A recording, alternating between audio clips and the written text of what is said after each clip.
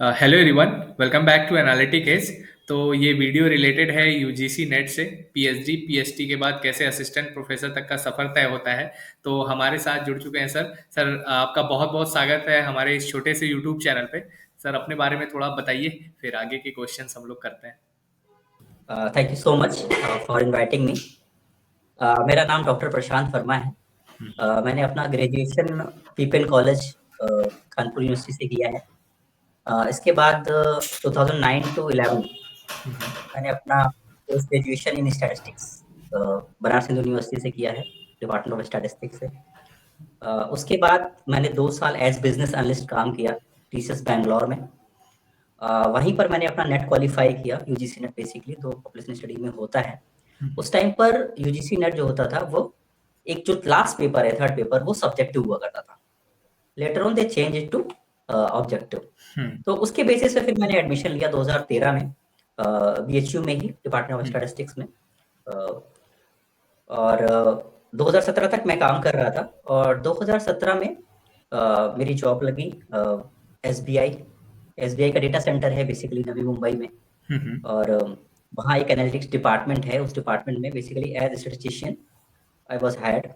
तो मैंने वहाँ 5 साल काम किया। तो बेसिकली वहाँ पर काम जो था हमारा जो ह्यूज डेटा है बेसिकली, है ना? जिसके लिए स्टैटिस्टिक्स को बोलते हैं, अभी आजकल बिग डेटा का बहुत चल रहा है कि उनका कस्टमर बेस बहुत है। तो वो थोड़ा-सा एक्सपीरियंस मिला मुझे वहाँ पर।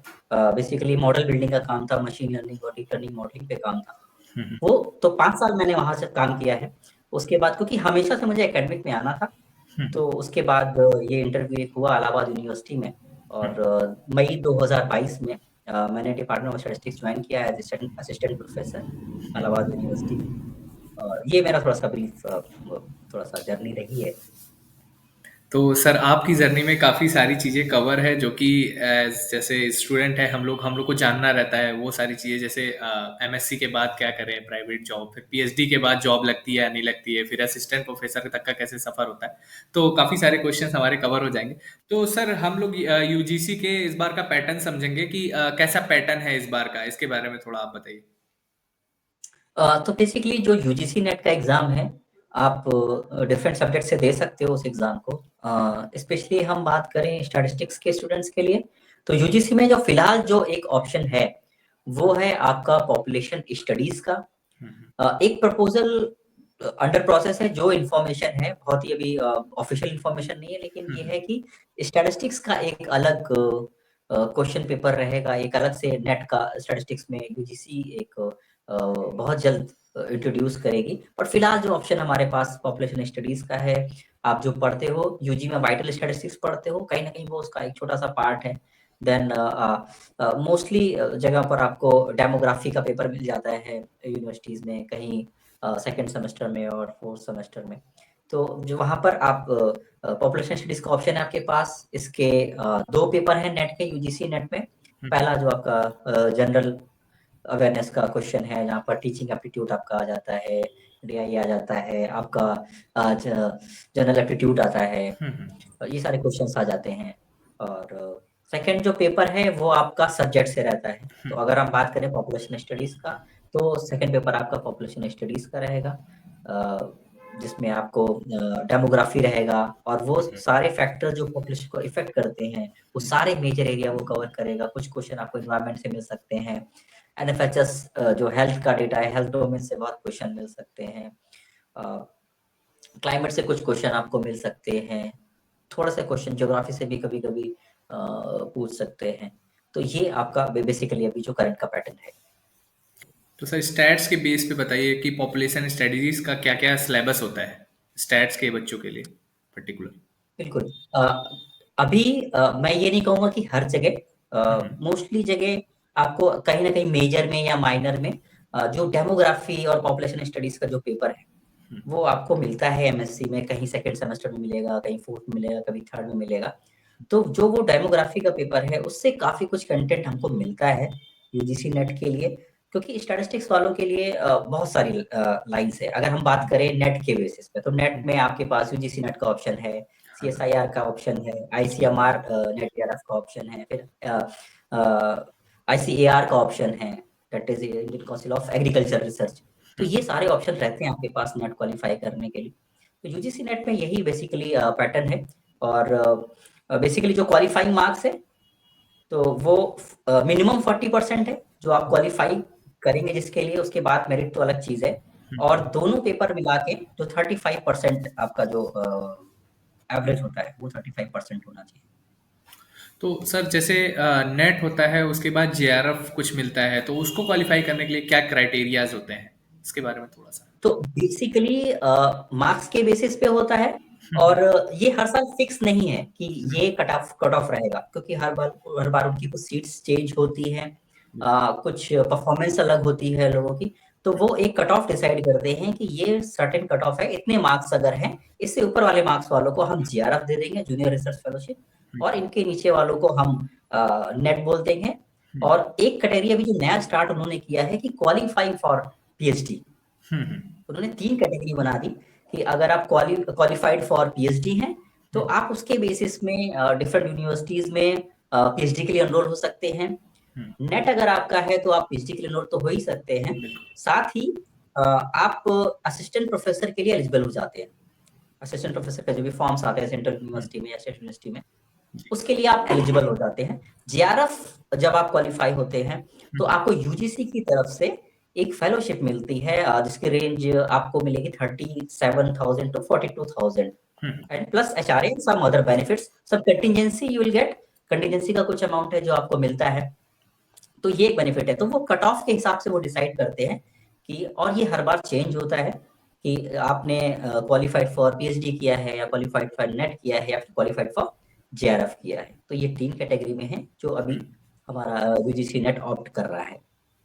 तो सर जैसे जो जेआरएफ क्लियर करते हैं या फिर नेट क्लियर करते हैं या फिर नॉर्मल जो पीएचडी है, उसमें क्या डिफरेंस होता है, क्या क्या अंतर देखने को मिलता है एडमिशन के टाइम या फिर स्टाइपेंड में? जैसे जेआरएफ में आपने बताया कि 37 से 42 तक का है, तो अगर नेट क्वालिफाई करके अगर कोई इनरोल होता है तो उसको स्टाइपेंड मिलता है या नहीं मिलता है? फिर ऐसे नॉर्मल जो पीएचडी के लिए होते हैं उनके लिए थोड़ा सा बताइए।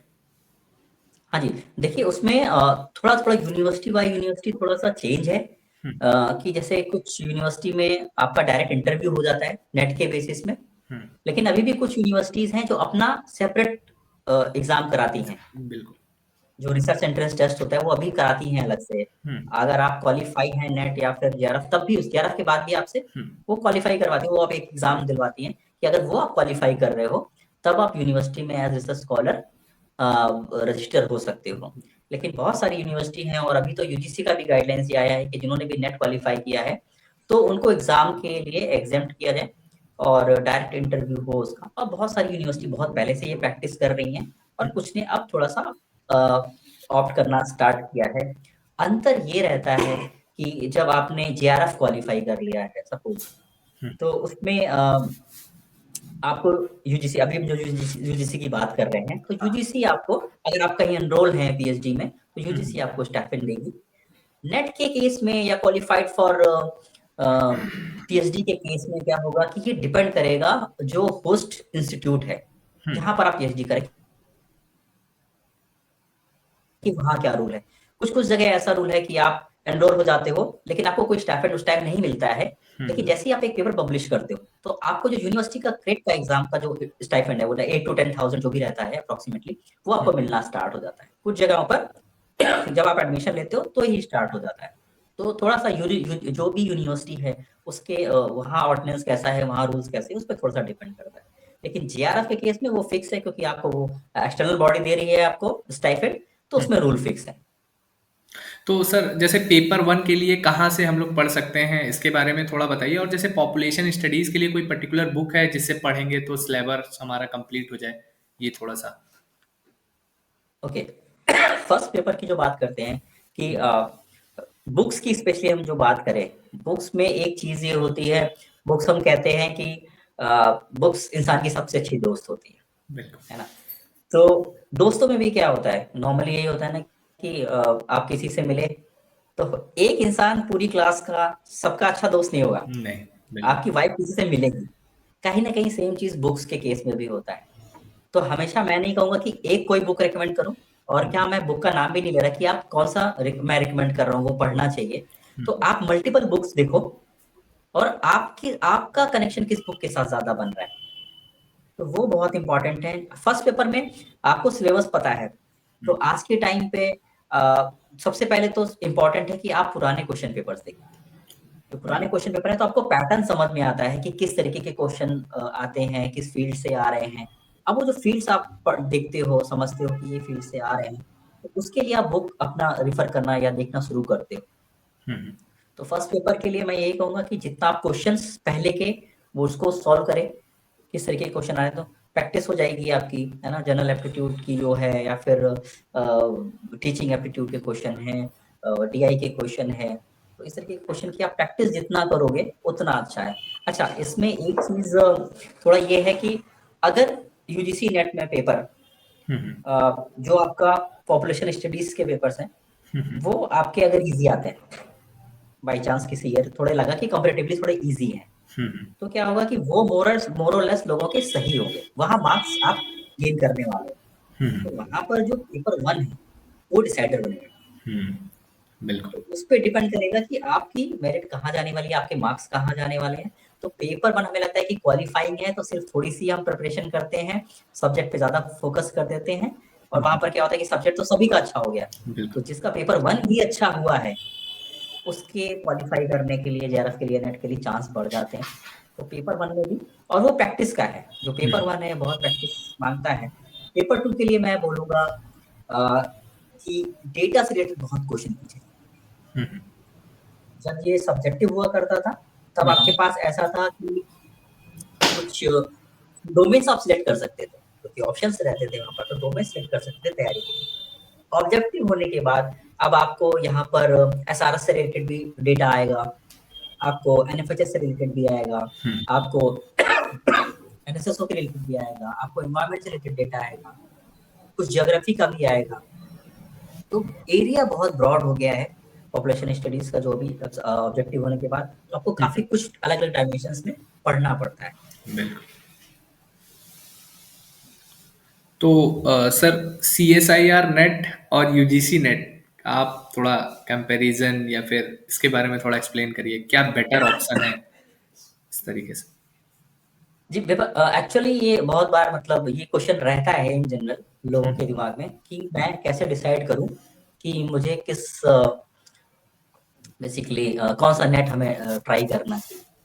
तो सीएसआईआर के लिए मैं ये बोलूँगा कि अगर आपका यूजी लेवल में या पीजी लेवल तक भी मैथमेटिक्स पे अच्छा कमांड है, क्योंकि अभी भी अगर रेशियो देखें तो बहुत बार 70 टू 80% मैथमेटिक्स आ जाती है और 20 टू 30% आपकी स्टैटिस्टिक्स के स्टैट्स। क्वेश्चंस आते हैं। हाँ, तो अगर आपकी मैथमेटिक्स भी स्टैटिस्टिक्स के साथ पैरेलली इतनी अच्छी है, स्पेशली अब हम बात करें तो लीनियर अलजेब्रा का पार्ट बहुत रहता है, रियल एनालिसिस का बहुत रहता है, तो मैथमेटिक्स का रहता है। तो अगर मैथमेटिक्स पे भी आपका कमांड अच्छा है, तो डेफिनेटली आपको सीएसआईआर की तरफ जाना चाहिए। और अगर आपको लगता है कि आपको मैथमेटिक्स में उतना इंटरेस्ट नहीं है, तो और थोड़ा-सा अप्लाइड आपका थोड़ा-सा एप्टीट्यूड है, अप्लाइड ज़्यादा समझ में आता है, सोशल इश्यूज़ ज़्यादा समझ में आते हैं या फिर हमारी हेल्थ की प्रॉब्लम समझ में ज़्यादा आती हैं, उससे आप कनेक्ट कर पाते हो, एनवायरनमेंट का हो गया, हेल्थ का हो गया, इसको अच्छा कनेक्ट कर पाते हैं, तो उस केस में आपका पॉपुलेशन स्टडीज़ की तरफ जाना ज़्यादा अच्छा है। तो क्या-क्या करें, जो पहले भी शायद डिस्कस हुआ आपसे कि क्या-क्या करें, वो डिसाइड करने से अच्छा होगा कि हम ये पहले डिसाइड कर लें कि क्या-क्या हमें नहीं करना है। बिल्कुल। तो अपने बारे में थोड़ा-सा समझ के कि हम किस चीज़ के साथ कंफर्टेबल हैं, हमारी कॉम्पिटेंसी किस चीज़ में ज़्यादा है, तो हम उस तरह से थोड़ा-सा देखें इसको, रादर दैन कि क्या अच्छा है, क्या बुरा। कि बिल्कुल। हमारे लिए क्या अच्छा है, ये ज़्यादा सोचना ज़रूरी है। तो सर मतलब ये हुआ कि हम अपने इंटरेस्ट पे ध्यान दें कि क्या इंटरेस्ट का एरिया है हमारा, बिल्कुल, लाइक। बिल्कुल। तो हमारे पास 2 चीज़ें होती हैं, एक होता है इंटरेस्ट, एक होती है कॉम्पिटेंसी।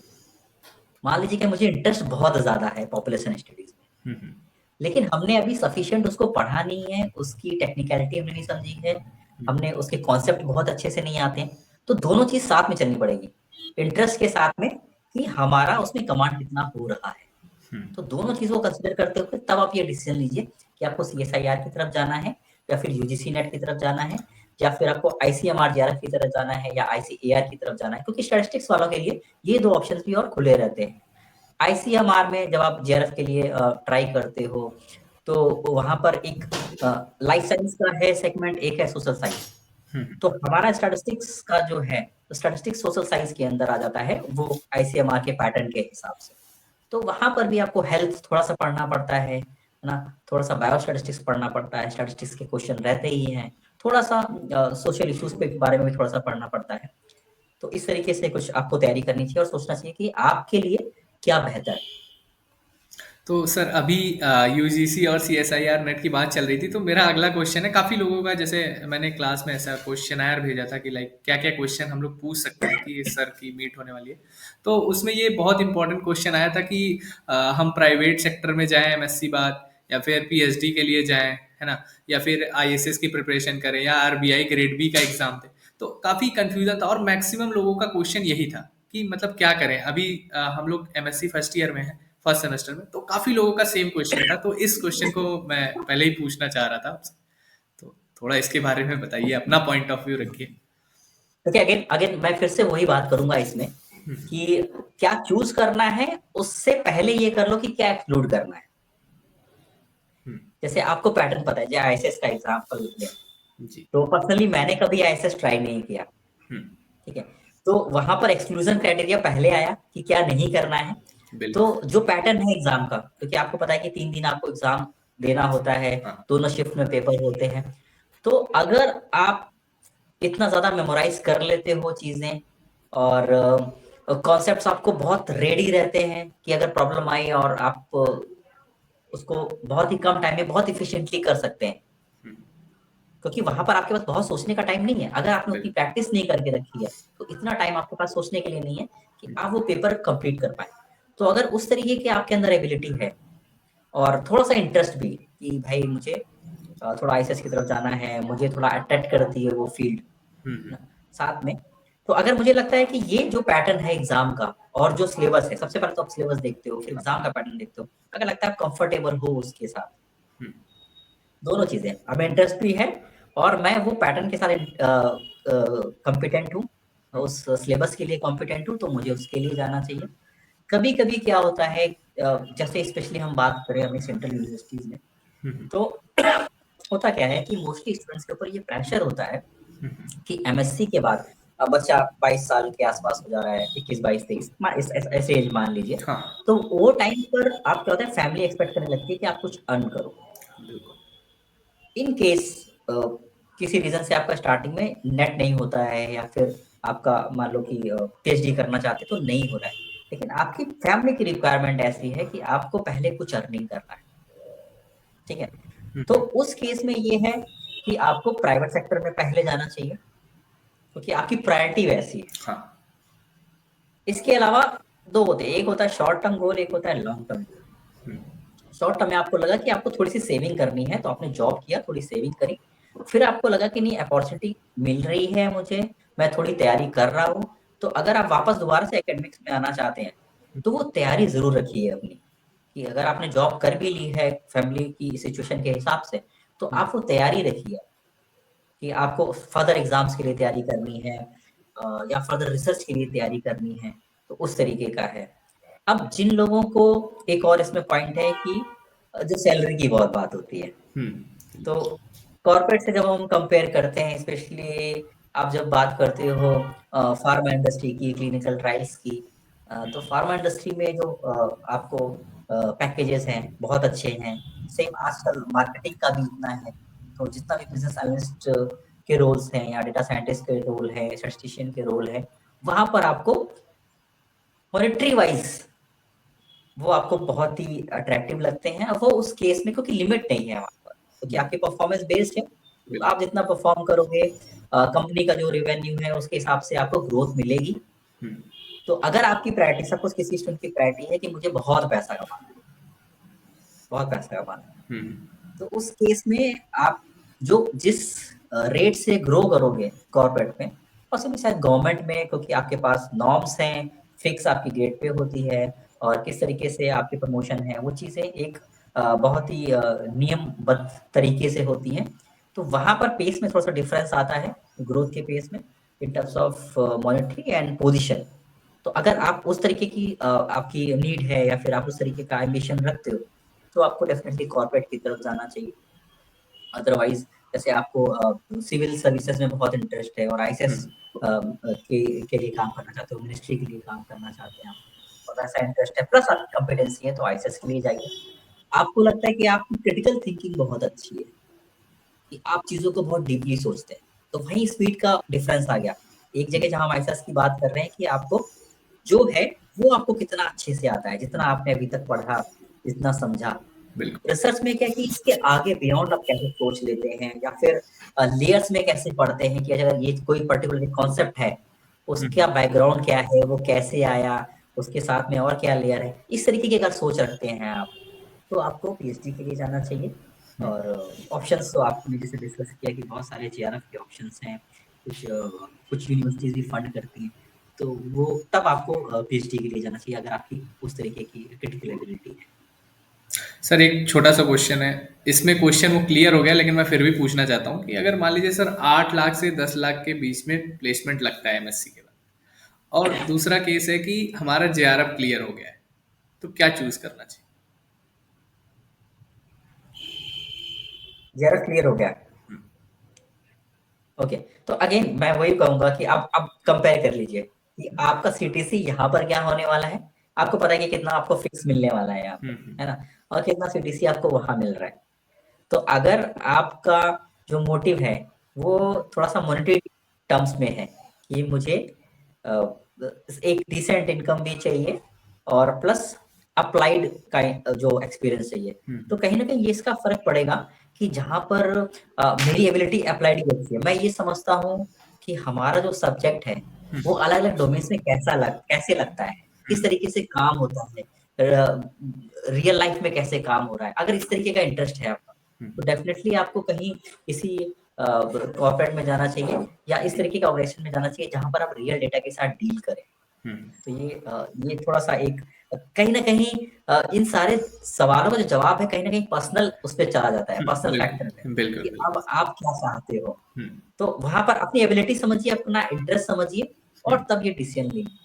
जैसे मैंने बोला कि आपको अभी आपको मॉनेटरी पॉइंट ऑफ व्यू से ज़्यादा सोचना है।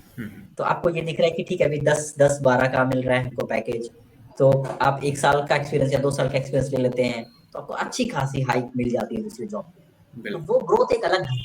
हाँ। तो अगर वैसा आपको चाहिए और आप देखना चाहते हैं कि सब्जेक्ट हमारा रियल लाइफ में कैसे काम करता है, एप्लीकेशन पार्ट कैसा है, तो डेफिनिटली आपको कॉर्पोरेट में जाना चाहिए।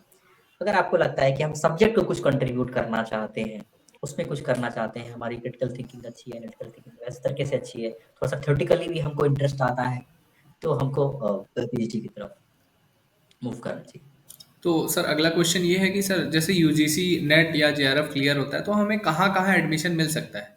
लाइक किस-किस यूनिवर्सिटीज़ में, कितनी एक एक यूनिवर्सिटीज़? एक पिछले क्वेश्चन में मैं एक और ऐड ये करना चाहूँगा कि प्लीज़। बहुत सारे फैक्टर हैं, क्योंकि जब हम कह रहे हैं पर्सनल, तो कभी-कभी ये होता है कि आपको कोई एक ज़्यादा सैलरी किसी कॉर्पोरेट में मिल रही है जो जगह आपसे बहुत दूर है। जहाँ पर आप प्लेस्ड हो, आपका होम टाउन जहाँ पर वहाँ से बहुत दूर है। ये कंप्लीटली पर्सनल है, लेकिन it can be a scenario. तो वहाँ पर आपको प्लेस्ड रह के आपको उतना सैलरी मिल रहा है और हो सकता है कि आपको जो पीएचडी करने के लिए जो अपॉर्चुनिटी मिल रही है, वो कम्पैरेटिवली पास मिल रही है और आपके घर की डिमांड ऐसी है कि आप पास रहो।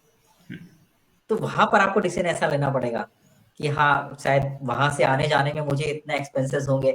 क्या वो कंपैरेटिवली यहाँ मोर और लेस सेम पड़ने वाला है और मेरा इंटरेस्ट भी है पीएचडी में, तो फिर आपको उस तरीके से डिसीजन लेना पड़ेगा। हाँ, अब नेक्स्ट क्वेश्चन की तरफ आ सकते हैं। हाँ, तो सर ये जैसे यूजीसी नेट या जेआरएफ क्लियर करने के बाद कहाँ-कहाँ पे एडमिशन हम लोग ले सकते हैं? ये कौन-कौन से कॉलेजेस में? मैं थोड़ा देखिए, एग्ज़ाम्पल के थ्रू आप बताएँ। यूजीसी जेआरएफ की बात करें? हाँ, UGC net JRF. Okay, UGC net के लिए अभी मोस्टली जगह ऐसा है कि जहाँ पर नेट जेआरएफ है, आप सेंट्रल यूनिवर्सिटी में डायरेक्ट इंटरव्यू के लिए आप एलिजिबल हैं। आपको जो वहाँ का एग्ज़ाम होता है उसके लिए एग्ज़ेम्प्टेड होते हैं। कुछ यूनिवर्सिटीज़ को छोड़ दिया जाए क्योंकि उन्होंने ऑप्ट नहीं की है अभी ये चीज़, बट मोस्टली सेंट्रल यूनिवर्सिटीज़ में और स्टेट यूनिवर्सिटी में आप डायरेक्ट इंटरव्यू के लिए एलिजिबल होते हो इस केस में। तो आपको एक प्रपोज़ल बनाना होता है, सपोज़ आपका नेट और जेआरएफ है तो एक प्रपोज़ल बनाना होगा, इसके लिए आपका एक इंटरव्यू होगा। उस प्रपोजल से रिलेटेड आपने क्या सोचा है, कितनी रिसर्च की है, कितना आपने साइटेशन किया है, क्या पुराने रिसर्च पेपर पढ़े हैं, हुँ, क्या वो जिस कॉन्सेप्ट पे आपने प्रपोजल लिखा है, उसकी आपको जानकारी है। जैसे कि आप मेडिकल किसी फील्ड में कुछ लिखना चाहते हैं, हुँ, सपोज़ जेस्टेशनल डायबिटीज़ के बारे में बात करना चाहते हैं, तो वो कॉन्सेप्ट आपको अच्छे से आ रहा है कि नहीं आ रहा है। एक फ्रेमवर्क होना चाहिए दिमाग में कि हम किस तरीके से प्रोसीड करेंगे, क्या-क्या टूल्स यूज़ करेंगे, कितनी डिफरेंट टाइप की प्रॉब्लम्स को हम हैंडल करना चाहते हैं वहाँ पर। तो ये ऑप्शंस हैं आपके पास। इसके अलावा इवन आईआईटीज़ भी आपको जो जेआरएफ के बेसिस पे डायरेक्ट इंटरव्यूज़ कराती है। तो वो भी एक ऑप्शंस रहते हैं आपके पास। लेकिन हाँ, अगेन आईटी की जब बात करते हैं, तो वो थोड़ा-सा प्रेफ़र करते हैं कि भाई आप गेट क्वालिफ़ाई हो या सीएसआईआर हो। हुँ, लेकिन आपको कॉल तो होगा। यूजीसी नेट पे भी आपको कॉल हो जाएगा। रिसेंटली एक स्टूडेंट था जिसने दिया है यूजीसी नेट ही था पॉपुलेशन स्टडीज़ में, हुँ, हुँ। उसको कॉल आया। तो बाय रूल ऐसा कुछ नहीं है कि आप इस तरीके से वहाँ पर सिलेक्ट होंगे, लेकिन प्रेफ़रेंस की बात होती है कि आपको प्रेफ़रेंस किस तरह से दी जाएगी। तो वहाँ थोड़ा-सा बेनिफिट होगा कि अगर आप सीएसआईआर और गेट क्वालीफाई हो, अगर आप आईआईटी के लिए। अदरवाइज़ सेंट्रल यूनिवर्सिटीज़ में आप डेफ़िनेटली एडमिशन ले सकते हैं स्टैटिस्टिक्स के अंदर, या फिर बहुत जगह अप्लाइड मैथमेटिक्स का है, तो वहाँ पर आप ले सकते हैं। सर जैसे पीएचडी करने के लिए मिनिमम कितना इयर्स देना पड़ता है? मिनिमम? देखिए पीएचडी का एक ऐसा है कि एक रेज़िडेंशियल पीरियड होता है हुँ, पीएचडी में। तो मोस्टली मोस्टली जगह वो आपको 3 साल मिलेगा। हुँ, कुछ-कुछ जगह आई थिंक आईआईटीज़ में कुछ आपको डिफरेंस दिखाई पड़ेगा उसमें। तो रेज़िडेंशियल पीरियड प्लस आपका जो कोर्स वर्क है, हुँ, हुँ, तो वो अगर आपने कंप्लीट कर लिया है, तो 3 साल का मैं एग्ज़ाम्पल ले रहा हूँ सेंट्रल यूनिवर्सिटीज़ में जो मोस्टली है, हुँ, हुँ। तो उसके बाद आप अपनी थीसिस सबमिट कर सकते हैं और पीएचडी आप प्राप्त कर सकते हैं। इसके अलावा एक चीज़ और होती है, बहुत बार ऐसा होता है कि रेज़िडेंशियल पीरियड मेरा पूरा हो गया है। हाँ, हाँ। अब मेरा किसी पर्टिकुलर जगह जॉब लगता है, लेकिन मेरा थोड़ा-सा काम बचा हुआ है। हुँ, मेरा 3 साल कंप्लीट हुआ, रेज़िडेंशियल पीरियड मैंने कोर्स वर्क कंप्लीट कर लिया है, मुझे कहीं जॉब लग गई है, तो एक आपको डिपार्टमेंट से और यूनिवर्सिटी से टेम्परेरी विथड्रॉल का एक ऑप्शन मिलता है। हुँ, तो टेम्परेरी विथड्रॉल में क्या होता है कि आपका उस टाइम से डिसकंटिन्यूएशन आता है किसमें? फेलोशिप में। हुँ, तो ये आपकी फुल टाइम ही रहती है। हुँ, हुँ, आप क्योंकि आपने रेजिडेंशियल पीरियड कंप्लीट कर लिया है, ये आपकी पीएचडी फुल टाइम रहेगी, लेकिन आपको टेम्परेरी विथड्रॉल मिलेगा। प्रॉपर इसका डॉक्यूमेंटेशन होता है, इसका अप्रूवल होता है। वो लेने के बाद आप कहीं जॉब ज्वाइन कर सकते हैं, क्योंकि बेनिफिट आप सैलरी का एक ही जगह ले सकते हैं। तो हुँ। क्योंकि आप कहीं और ज्वाइन करें तो वहाँ की सैलरी लेंगे, हाँ, तो आपको यहाँ से जो फेलोशिप है उससे रिजाइन करना पड़ता है। और जब आपका काम कंप्लीट हो जाता है, तो सपोज आपको पीएचडी सबमिट करनी है और आपका सारा काम हो गया है, तो आप फिर से डिपार्टमेंट एक लेटर लिख के डिपार्टमेंट ज्वाइन करते हो, अपना प्री पीएचडी कंप्लीट कराते हो, थीसिस सबमिट करते हो, फिर आगे का प्रोसेस होता है। तो कुछ केसेस में होता है, स्पेशली मेरे केस में हुआ ये चीज़ कि 17 में मेरा कुछ राइटिंग का काम बाकी था। तो जब एसबीआई में जॉब, राइटिंग का काम मैंने वहीं किया।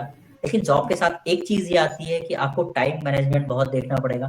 डेली के केस में आपको टाइम निकालना बहुत मुश्किल होगा कि आप अगर जो 8 घंटे या 10 घंटे की शिफ्ट है, उसके बाद भी थोड़ा एक्स्ट्रा होता है। तो आने के बाद कितना आप कर पाओगे, ये कंप्लीटली पर्सनल है, कर तो लोगे। एक चीज़ है कि आपके वीकेंड्स आपके पास एक ऑप्शन बचता है। वीकेंड्स में आप अपना फिर रिसर्च का काम करते हो, राइटिंग का काम करते हो, या कुछ वैकेशंस आ गए, तो वहाँ पर अपना काम करते हो। तो ये ऐसा है। तो सर जैसे पीएचडी जब हम लोग फेलोशिप, हुँ, प्लीज़। फेलोशिप की जो बात है, वो जो जेआरएफ की आप बात करें, वो आपको एजेंसी 5 इयर्स तक देगी, 5 साल तक देगी। सपोज आपका रिसर्च 6 इयर्स और 7 इयर्स तक पहुँच रहा है, तो आपको फेलोशिप 5 साल तक देगी। 5 साल के बाद वो डिस्कंटिन्यू।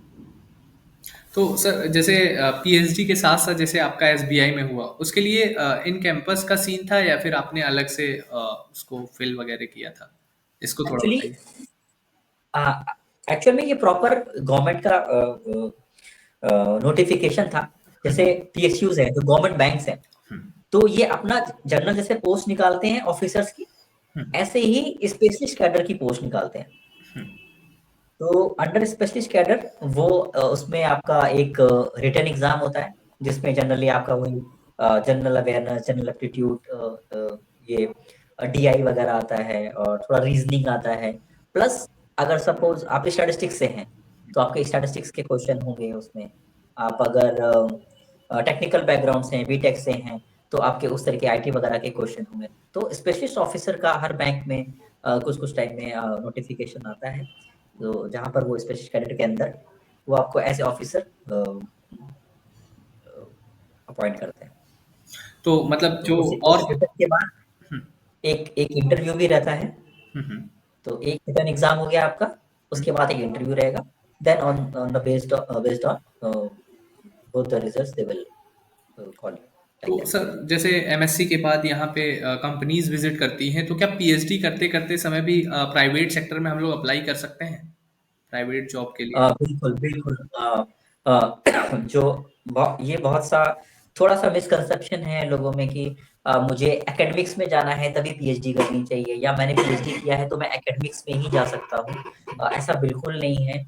आज की डेट में इंडस्ट्री में बहुत डिमांड है पीएचडी की। सपोज़ कोई कंपनी सॉफ्टवेयर बना रही है, हुँ, तो वो सॉफ्टवेयर की टेस्टिंग तो वो प्रेफ़र करते हैं कि जो सॉफ्टवेयर की टेस्टिंग करे, क्योंकि आपको थ्योरेटिकल बैकग्राउंड चाहिए उसके लिए, सॉफ्टवेयर की टेस्टिंग करने के लिए। जो हमारा सॉफ्टवेयर आउटपुट दे रहा है, वो एज़ पर थ्योरी है कि नहीं, एज़ पर हमारा सब्जेक्ट है कि नहीं। तो हुँ, वहाँ पर स्टैटिस्टिशियन को जो अपॉइंट करते हैं, वो वहाँ पर उनका डिज़ायर्ड होता है कि वो डॉक्टर हो। हुँ। I think I mean PhD holder हो। हाँ, सेम चीज़ फ़ार्मा में बहुत रिक्वायरमेंट है पीएचडी की। अ, जहाँ पर वो पीएचडी कैंडिडेट्स को हायर करते हैं और जो सैलरी का जो डिफरेंस है वो आपको काफ़ी दिखाई पड़ता है जब आप एज़ अ पीएचडी होल्डर जाते हो और एज़ अ पीजी होल्डर जाते हो। तो सैलरी में बहुत डिफरेंस आपको दिखाई पड़ता है और इंडस्ट्री में भी बहुत ऑप्शन है, बहुत ग्रोथ है। बट उसमें एक चीज़ है कि जब आप पीएचडी कर रहे हो, चाहे वो आप थियोरेटिकल किसी सब्जेक्ट पे कर रहे हो, किसी टॉपिक पे कर रहे हो, थ्योरी में काम कर रहे हैं, आपको थोड़ा अप्लाइड पे फ़ोकस करना पड़ेगा, सब्जेक्ट किस तरह से काम कर रहा है, रियल डेटा पे कैसे काम होगा, रियल डेटा के चैलेंजेस क्या होते हैं, हम डिफरेंट सॉफ्टवेयर से हैंडल करना जानते हो एक लार्ज डेटा को। तो ऐसे बहुत सारे डेटा इंडिया में अवेलेबल हैं, जिस पे हम लोग ये प्रैक्टिस कर सकते हैं। अगर पीएचडी हम थ्योरी में भी कर रहे हैं, तो हमें थोड़ा-सा अप्लाइड का नॉलेज होना चाहिए, डेटा हैंडलिंग को समझना चाहिए, उसके क्या इश्यूज़ हैं। तो काफ़ी चीज़ें आपको आसान हो जाती हैं वहाँ पर फिर। तो सर किसी को इंडस्ट्री में जाना है तो क्या-क्या चीज़ों को ध्यान में रखना चाहिए और क्या-क्या स्किल्स होनी चाहिए जिससे वो प्रॉपर वहाँ पे वर्क कर सकता है सही तरीके से? डेफ़िनेटली बहुत अच्छा क्वेश्चन है ये। बहुत बार पूछते हैं स्टूडेंट्स कैसी तैयारी होनी चाहिए। हुँ, तो अभी का जो ट्रेंड है जो कि जहाँ पर डेटा साइंस बहुत आगे आ रहा है और आप जब देखते हैं कि स्टैटिस्टिक्स के अलावा बहुत सारे लोग वो पोज़ीशन के लिए एलिजिबल हैं। तो हाँ, हमें थोड़ा-सा ये करना है कि स्टैटिस्टिक्स का जो बेस है आपका, जो बेसिक नॉलेज है स्टैटिस्टिक्स की, जो कॉन्सेप्ट है, क्योंकि अगर आप बात करें, हम बड़ी-बड़ी बात करते हैं आजकल, बड़े टर्म्स डेटा साइंस की बात करते हैं, मशीन लर्निंग की बात करते हैं, उनके एल्गोरिदम्स की बात करते हैं, उनके बैकग्राउंड में आप जब जाएँगे तो आपको उसका बेस जो मिलेगा वो स्टैटिस्टिक्स और मैथमेटिक्स ही मिलेगा। तो आप अपने आप को किस तरह से अलग कर सकते हो दूसरे लोगों से जो आपको कम्पीट कर रहे हैं उस डिफरेंट इंडस्ट्रीज़ में, जॉब में, जहाँ पर भी डेटा से रिलेटेड काम हो रहा है। तो आप सबसे जो अच्छा होगा कि आपका जो स्ट्रॉन्ग पॉइंट है, उसको तो बहुत आप स्ट्रॉन्ग रखें। हुँ, आपके बेसिक्स बहुत स्ट्रॉन्ग रखें। उस पे बहुत अच्छा कमांड होना चाहिए आपको, इन डेप्थ नॉलेज होनी चाहिए बेसिक्स पे। इसके अलावा जो ऐड ऑन है, जहाँ पर आपको कम्पीट करने में ईज़ी होगा और आप कम्पीट कर पाएँगे, क्योंकि ऑलरेडी आपके पास एक बेस है। हुँ, अगर आप कंप्यूटेशन अपना थोड़ा-सा स्ट्रॉन्ग कर लेते हो कि जहाँ पर हम लोग कभी-कभी लैग कर जाते हैं, हालाँकि बहुत अच्छा कर रहे हैं लोग, लेकिन हुँ, अगर कोई इनिशियल में और स्टार्ट कर रहा है, तो कंप्यूटेशन में बहुत ध्यान रखने की ज़रूरत है कि थोड़ा-सा आप थोड़ा-सा स्ट्रॉन्ग रखें कंप्यूटेशन अपना, कोई भी एक लैंग्वेज है जिसपे बहुत अच्छा-सा कमांड रहना चाहिए। इसके अलावा मैं कहूँगा कि जो आपकी एक तो इंटरपर्सनल स्किल हो गई, जहाँ पर आप लोगों से कैसे बात करते हो, आपको कब कैसे रिएक्शन देना है, हुँ, लोग तो ये थोड़ा-सा इस पे थोड़ा-सा काम करना है, थोड़ा-सा प्रेज़ेंटेशन स्किल पे काम करना है, कि बहुत बार होता है स्टूडेंट्स ऐसे आते हैं कि उनको कॉन्सेप्ट बहुत क्लियर हैं, they are very sound but होता क्या है कि जब हम वो एक्सप्लेन करने की बात होती है, तो वहाँ पर थोड़ा-सा वो लैग करते हैं। तो कहीं न कहीं ये रहता है कि हम ये सोचते हैं कि शायद हम उतने बेहतर नहीं हैं, बट सच्चाई ये है कि हम अगर कम्पीट करने की बात करें तो बहुत बेहतर हैं। हमारे पास बहुत जो बेसिक्स हैं, सारी चीज़ों के जो फाउंडेशन है, जितनी भी नई टेक्निक चल रही है, वो हमारे पास नॉलेज है। बस उसको एक्सेप्ट करते हुए प्रैक्टिस करनी है बहुत ज़्यादा आपको, कि इंटरव्यूज़ के लिए कैसे प्रैक्टिस करनी है, प्रेज़ेंटेशन में जहाँ भी आपको मौका मिल रहा है, आप प्रेज़ेंट करिए जाके। कहीं ऐसे कॉम्पिटिशन है, तो आप ऐसे कॉम्पिटिशन में आप पार्टिसिपेट करिए। कहीं भी बोलने का मौका मिल रहा है, कोई इनिशिएटिव लेकर लेने का मौका मिल रहा है, आप वो सारी एक्टिविटीज़ में पार्ट लें। तो कहीं न कहीं बहुत बड़े-बड़े विचारकों ने ये सब बोला भी है कि आपको जो 70-80% है, जो आपको जिसको आप बोलते हैं कि हाँ, सक्सेस की जो हम बात करते हैं, वो बहुत बहुत ब्रॉड टर्म है, एक अलग से ही डिस्कशन हो सकता है उसमें। लेकिन अगर इसको समझें तो 70-80% आपका माइंडसेट ही काम करेगा, आप किस तरह से प्रोसीड कर रहे हैं। तो बहुत ज़रूरी है कि आप अपना इंटरपर्सनल स्किल पे काम करिए, प्रेज़ेंटेशन स्किल पे काम करिए। अ और जो टेक्निकल जो चीज़ें हैं, जो सॉफ्टवेयर्स की हम बात कर रहे थे अभी, उस पे थोड़ा-सा कमांड होगा, तो बिल्कुल। हम बिल्कुल वो बच्चे बहुत बेहतर करेंगे और वो प्रिपरेशन उस ढंग की रहेगी। हुँ। तो सर क्वेश्चन अब हमारा है कि असिस्टेंट प्रोफेसर का आपका सफ़र कैसे हुआ? मतलब लाइक आप एसबीआई में थे, फिर उसके बाद असिस्टेंट प्रोफेसर के सफ़र को थोड़ा डिटेल में बताइए। काफ़ी इंटरेस्टिंग है। हाँ जी, एक्चुअली क्या था कि हमेशा से हायर स्टडी तो करनी थी। एकेडमिक का भी अ, बैक ऑफ द माइंड ये था कि एकेडमिक में जाना है। हुँ, तो जब मैं जॉब कर रहा था तो वहीं मैंने, क्योंकि मैं वीकेंड्स में ही करता था, टाइम नहीं रहता था, तो मैं वीकेंड्स में ही सैटरडे संडे अपना नेट की तैयारी करता था। तो वहीं मेरा बैंगलोर में क्वालीफाई हुआ, तब मैंने आके यहाँ बीएचयू जॉइन किया। 4 साल काम किया यहाँ पर, तो काफ़ी हद तक काम हो गया था, थोड़ा राइटिंग का मेरा काम बचा हुआ था। हाँ, तो अ, उसके बाद जब मैं 5 साल वहाँ था, तो मैं जॉब्स के लिए अप्लाई कर रहा था।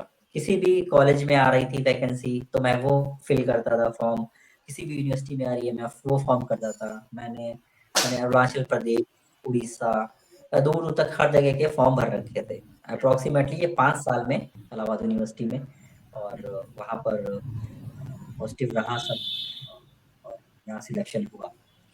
तो इसमें ये चीज़ है कि अगर इन केस आपका रूट कुछ और बन रहा है, क्योंकि ये हमारा प्लान नहीं था एग्ज़ैक्टली, क्योंकि अभी भी हमारे स्पेशली हमारे स्टेट में तो ये रहता है कि गवर्नमेंट जॉब लगती है, तो आपको कोई रुकने नहीं देगा। वो कहेगा पॉसिबल है तो पहले जॉइन करो, ये काम करते रहना, और पीएचडी तो हम जब काम हो गया है तो आपको राइटिंग का काम है, आप कर सकते हो पैरेलली साथ में। तो वो एक चीज़ आती है, लेकिन बहुत ज़रूरी है कि जिस टाइम आप एकेडमिक से दूर हो, एकेडमिक से जुड़े रहो। एकेडमिक से जुड़े रहने का मतलब है कि अगर आपको रिसर्च में इंटरेस्ट है, रिसर्च कर रहे हैं, तो लगातार आप रिसर्च में इन्वॉल्व रहें, बीच में पब्लिकेशंस आपके आते रहें, थोड़ा रिसर्च करते रहें। बुक्स और चैप्टर्स अगर आपको लिखने के ऑप्शंस मिल रहे हैं, कहीं से ऑफर आ रहे हैं, तो वो करते रहें। तो ये कहीं न कहीं मेरे लिए भी थोड़ा-सा सपोर्टिंग था कि जो 5 साल का पीरियड था, क्योंकि एक बड़ा क्वेश्चन बनता है आपके लिए कि आप इंडस्ट्री में आप काम कर रहे हो 5 साल के लिए, और फिर वो भी अच्छी हाई पेइंग जॉब है, परमानेंट जॉब है, अच्छी सैलरी है, पर्क्स बहुत अच्छे हैं। बिल्कुल। आप जस्टिफाई कैसे करोगे आना? हुँ, तो आप कैसे जस्टिफ़ाई करोगे? तो अगर आप उस चीज़ से जुड़े हुए लगातार।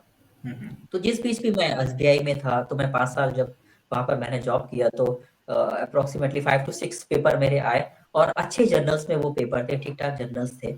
और जिसकी वज़ह से मुझे काफ़ी थोड़ा-सा एक कहेंगे कि एक सपोर्टिंग एक तरीके से उसका काम किया ये चीज़, कि मैं रिसर्च के साथ जुड़ा रहा, पब्लिकेशन करता रहा, कुछ बुक्स के चैप्टर्स लिखे। एक बुक पे मैं काम कर रहा था जो बाद में पब्लिश हुई, आई थिंक मैंने जॉइन करने के बाद पब्लिश हुई। तो ये बहुत ज़रूरी है कि आपका लॉन्ग टर्म जो गोल है आपके दिमाग में रहे क्या करना है, उसके लिए तैयारी आप करिए। आपको नहीं पता कि अपॉर्च्युनिटी कब आ जाएगी। हुँ। मैं बहुत साल से सोच रहा हूँ मेरा इंटरव्यू नहीं हो रहा है, या फिर री-एडवर्टाइज़ हो जा रही है पोस्ट।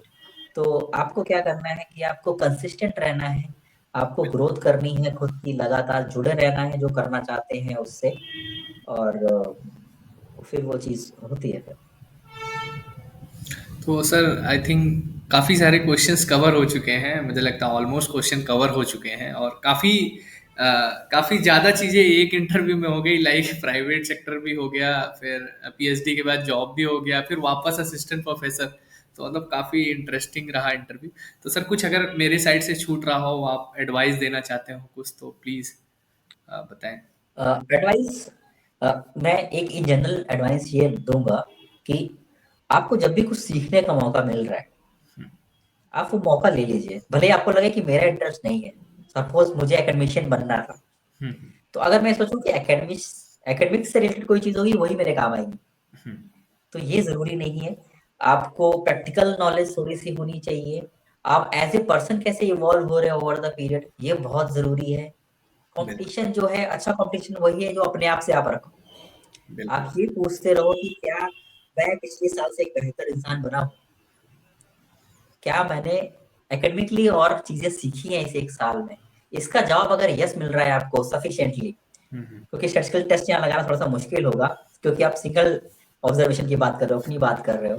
तो आप सब्जेक्टिव ही रहेगा यहाँ पर कि अगर आपको ग्रोथ मिल रही है in terms of subject, in terms of knowledge, in terms of आपकी जो पर्सनैलिटी है, हुँ, उसका अगर पॉजिटिव आंसर मिल रहा है, तो आप सोचें कि ये सही डायरेक्शन में आप जा रहे हैं और उसमें लगे रहें। बहुत ज़रूरी है एडिशनल चीज़ें सीखना, है ना? जैसे कि अभी आईए इनिशिएटिव जो आपने लिया है, तो इससे आप बहुत कुछ सीखोगे। बिल्कुल। तो अगर तो आज का टाइम ऐसा है कि मल्टीडिसिप्लिनरी काम हो रहा है, आपको बहुत कुछ समझना ज़रूरी है कि आउट ऑफ द बॉक्स सोचना ज़रूरी है कि हमें इतना पता है और हमें क्या-क्या पता करना है। हुँ, तो जितना ये और हम करते रहेंगे, तो उतना ही आपका नॉलेज बढ़ेगा और उतना ही क्लैरिटी आता रहेगा हुँ, बिल्कुल कि सर। अभी आप और क्या कर सकते हैं। बिल्कुल, बिल्कुल। कुछ भी सीखने का मौका मिल रहा है, बिल्कुल सीखिए, एडिशनल चीज़ें हैं। स्टूडेंट्स के लिए मैं बोलूँगा जो सर्टिफ़िकेशन है, वो करते रहिए। माइक्रोसॉफ्ट पे बहुत सारे सर्टिफ़िकेशन हैं, जो आपको फ्री ऑफ कॉस्ट मिलते हैं। गूगल पे बहुत सारे सर्टिफ़िकेट्स हैं, कोर्सेरा कराता है। हुँ, तो हुँ, अगर आपके पास कोई मॉनेटरी कांस्टेंट है, तो आप सबसे पहले फ्री कोर्सेज़ की तरफ जाइए। एक ना एक लैंग्वेज पे आप कमांड रखिए। हुँ, it can be C, it can be Java, it can be Python. Statistics में आर बहुत हम काम करते हैं उसमें। तो वो एक ऐड ऑन रहेगा स्टैटिस्टिक्स वालों के लिए स्पेशली। हुँ, हुँ, तो एक अ, वो चीज़ है जो आप थोड़ा-सा ध्यान देने वाली। बिल्कुल सर। तो thank you so much sir, अपना कीमती समय देने के लिए और काफ़ी अच्छी नॉलेज देने के लिए। मुझे लगता है कि काफ़ी हेल्पफुल होगी स्टूडेंट्स के लिए। बाकी किसी को डाउट होगा तो वो कमेंट करेगा, मैं आप तक पहुंचा दूंगा और आप रिप्लाई जो श्योर, बताएंगे मैं वहाँ पे कर दूंगा। तो ठीक सर है। Thank you so much sir. Thank you so much for inviting me. Thank you. All the best. Thank you sir.